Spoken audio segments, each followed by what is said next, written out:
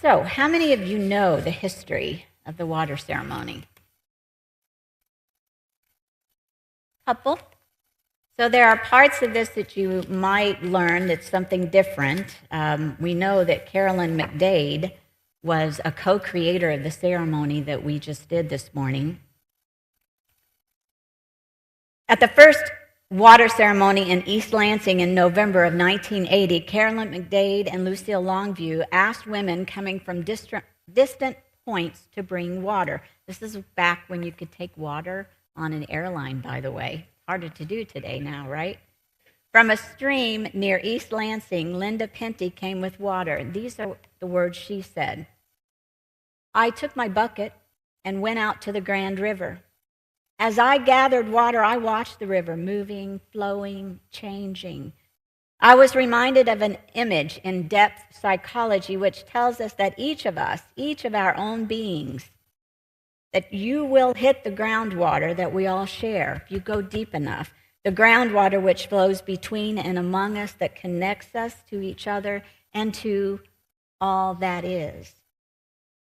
For me, she said, the gathering of water is a symbol of the essence and meaning, and back then it was of a women's gathering. It is tapping into the collective groundwater that flows among us, a collective energy.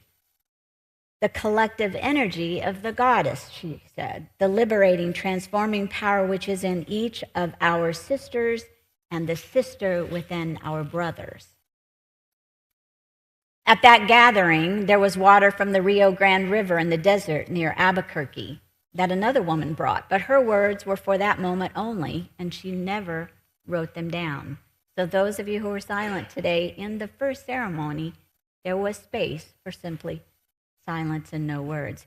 Edith Fletcher came with water from a mountain lake in New York State. She said, this water comes from a spring-fed pond on the summit of a foothill of the Taconic Range in upstate New York. To me, it symbolizes the essence of the place where I find renewal of my physical well-being by swimming in it, canoeing, rowing, sailing on it, exploring fish and insect and plant life in it. Renewal of intimacy with my children, grandchildren, and friends who share my love of this place. Renewal of my pleasure and wonder in the natural world of forest and fields. The water symbolizes the sustenance and replenishing of those qualities that I find good in myself. Jean Bramadat from Winnipeg, Manitoba said, I bring you water from Canada, from the north, from the prairies. This water comes from the Assiniboine River, which ultimately flows into the Hudson Bay. The water from this river is very important to me because I live on the banks of this river. It is almost an extension of my living room, and I constantly observe its changes. Sometimes it flows fast, and sometimes quite slowly, quite a bit like my own mood and my own life. I have listened at night to the boom and the crack of ice floes breaking as winter turns into spring. I have watched helplessly as a man drowned in the fast-moving waters before me. I have observed with pleasure the blue herons receiving sustenance from its banks. I have enjoyed the river in all its seasons, skating in the winter, canoeing in the summer, but most of all, the river is a symbol of the lasting power of life. The physical part of me may die, but like the river, my spirit will live on. Jean Zorhide, bringing rain from Maryland, said, these drops of rain fell in Maryland just a few days ago. While I held my pan to catch them dripping from the roof, I could see rain almost feeling a slight depression in the driveway where city starlings came to flutter in it and to bathe. Cleansing is the property of rain, not purity. From what ocean, stream, or field were these molecules drawn upward by the sun? With what other drops did they join to form the cloud that released them to rain in my state?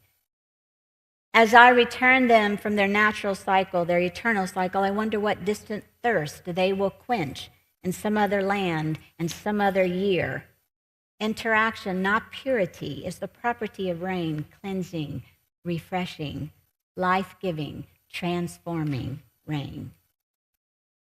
Participant Rosemary Mason said, "Around the world, women are the traditional drawers and carriers of water for household and animal use, for agriculture, for sanitation. It takes enormous amounts of time, and it is strenuous physical burden for these women. 32 trips a week, 40 in the dry season, of 6 kilometers for fetching water in the Sudan. Low priority," she said, "is given to improving village water systems, perhaps because few men carry water the long distance day after day.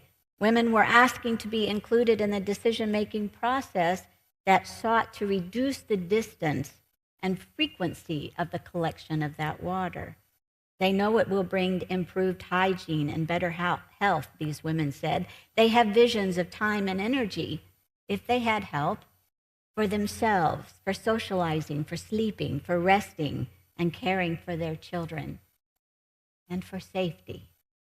The very first water ceremony, it was called the water ritual, was created, as I said, by Carolyn McDade and Lucille Longview. It celebrated a gathering of women to mark a moment of empowerment. It was during the Women and Religion Conference that Unitarian Universalist women said, "As water changes form and moves in a life-giving cycle, so this water ceremony must move, be in process, change, be in motion. It needs always to be reflective of and integral to the time and place of the people creating it. In reading or using this service, we think it is important," she said, "to notice that the water ceremony was woven into a worship service. Creating that service had its own value for us in what it gave to us. It brought us together for many hours of sharing and conversation, analyzing, planning, creating, clarifying. It called us to articulation, to pulling foggy-shaped thoughts into words. We each spoke and listened. We wrote down one another's words. We spoke them back to each other. We wrote them, and we worked to find the added meaning. It was a bonding and empowering experience for us, and we commend this sort of experience to you." Shortly after this conference and after years of momentum, Unitarian Universalists continued to actively remove, reduce, or balance the use of male pronouns for God in the hymnals. Those of you who have used that gray hymnal for years have noticed, wait, no more is it God the Father. Part of that movement began in many of the gatherings, such as the Women and Religion gathering. What began during the late 1970s was assisted by UU Women and Religion gatherings throughout the 1980s, driven partly by the feminist movement and the push for inclusive language. The culminating result was the 1991 publication of that gray hymnal, Singing the Living Tradition, which heavily emphasizes the use of gender-neutral or non-gendered language when referencing the divine.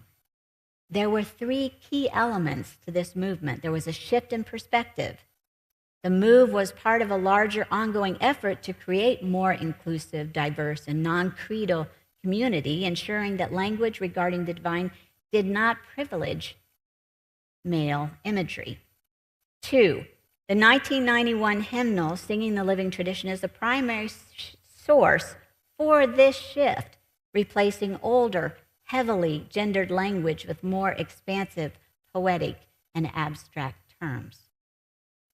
The third one was the focus on inclusion. While the 1970s marked the beginning of the feminist critique of church language, the efforts accelerated through the 1980s and were firmly established in our Unitarian Universalist worship spaces, our theology, and our hymnody by the 1990s. Did you hear that? 20 years. Started in the 70s, more in the 80s, and then in the 90s. When we think we're working so hard for change today, it's good to remember how long change takes. So aside from hosting the water ceremony in our UU congregations every year as a way of celebrating the coming together of individuals in one container, mimicking how the water comes unified when poured into a central vase, it is also a reminder that our Sunday services can become reimagined, not stuck in the traditional sense of how services of old were conducted, but in new ways that engage the heart, the hands, and the mind. It is a way of remembering the past in order to create a more dynamic future. It is called mental time travel or constructive episodic simulation, whereby individuals use past experiences to stimulate, plan, and simulate potential future scenarios. So what I'm saying is it allows informed decision-making, setting goals based on past lessons and imagining new possibilities.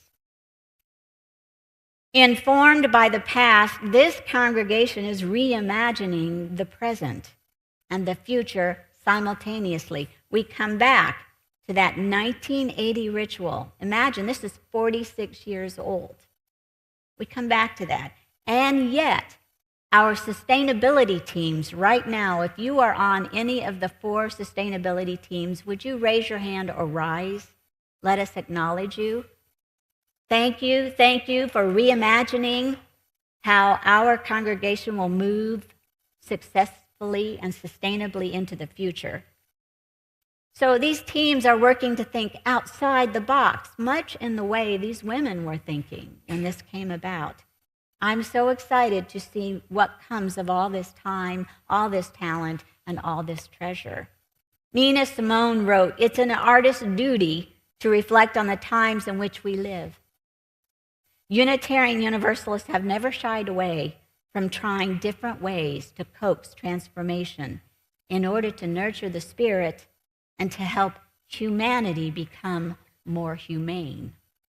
We need one another to work together with as much imagination and creativity as we can muster. May it be so, and blessed be.